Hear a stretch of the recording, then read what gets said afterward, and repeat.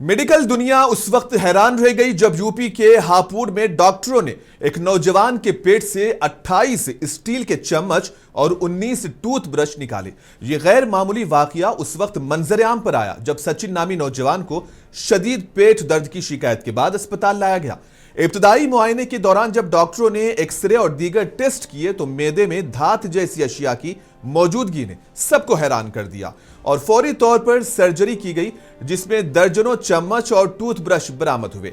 जराये के मुताबिक सचिन मुनशियात यानी कि नशे का आदी था और एक नशा छुड़ाओ मरकज रिहैबिलिटेशन सेंटर में जेर इलाज था। इत्तलात के मुताबिक खुराक कम मिलने पर मायूसी और जहनी दबाव के नतीजे में उन्होंने ये खतरनाक कदम उठाया और ये मुजिर अशिया निगल ली।